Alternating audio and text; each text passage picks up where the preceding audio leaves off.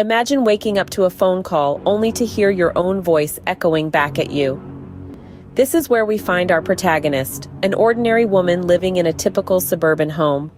Her life, as mundane as it comes, takes a chilling turn one night. It's exactly 3 minutes past 3 in the morning when her phone rings, piercing the silence.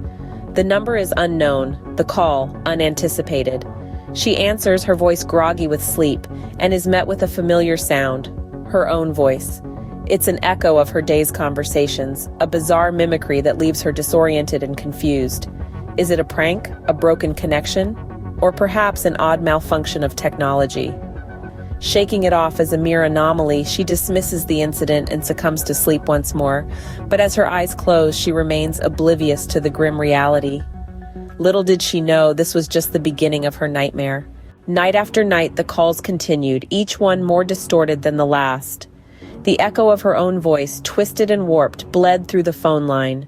Words she had spoken, conversations she had engaged in, all replayed in a chillingly familiar yet unfamiliar voice. The woman, once composed and unflappable, found herself spiraling into a vortex of panic and confusion. With each call, the distortion of her voice intensified. It was as though a stranger was wearing her voice as a mask, mimicking her speech yet distorting it into something grotesque and alien. What was even more disconcerting were the conversations she didn't remember, words and phrases she didn't recall uttering, discussions she had no memory of. It was as though her voice, her identity, was being hijacked and manipulated. She began to question her sanity. Was she losing her mind? Could she trust her own memories? Was her reality as she knew it starting to crumble? She attempted to ignore the calls, to dismiss them as mere products of an overactive imagination. But the fear gnawed at her, a relentless beast that refused to be ignored. It whispered in her ear, casting shadows of doubt and paranoia. Her nights, once a sanctuary of peace and rest, had become a battleground of fear and uncertainty. The calls, like a specter, hung over her days and nights. They echoed in her mind, a ghostly reminder of the unknown. The fear of the calls was no longer just about the distorted voice or the unfamiliar conversations. It was the fear of the unknown, the fear of losing control, the fear of her own mind betraying her. In the quiet hours of the night, in the eerie glow of the phone screen, she realized that she could no longer live in fear. She had to confront this uncanny phenomenon, to face the distorted echo of her own voice, to reclaim her sanity and her reality.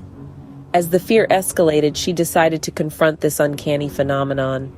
Desperate for answers, she decided to investigate the source of the calls. She knew she had to take matters into her own hands. So she began by recording her daily conversations, meticulously documenting every word, every whisper, every sigh. Night after night, she would sit in the dim glow of her room, cross-checking these recordings with the chilling echoes of her own voice that rang through the phone at 3 in the morning. Her days started to blur into nights, and her nights into days, as she found herself submerged in a sea of her own words. Yet, the echoes on the phone, they twisted and turned, distorting her day's conversations into something far more sinister. Her reality was being bent and shaped in ways she couldn't comprehend. In her pursuit of truth, she decided to reach out to the phone company. She hoped they could trace the calls, shed some light on this mystery that was beginning to consume her.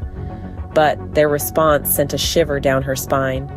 According to them, there were no records of these calls, no trace of any conversation at 3 It was as if they never happened. It was as if she was chasing shadows, but she wasn't ready to give up. She delved deeper into the unknown, her mind a whirlpool of fear and curiosity. As she dug further, she stumbled upon chilling details that made her blood run cold. Details she couldn't explain, details that didn't add up.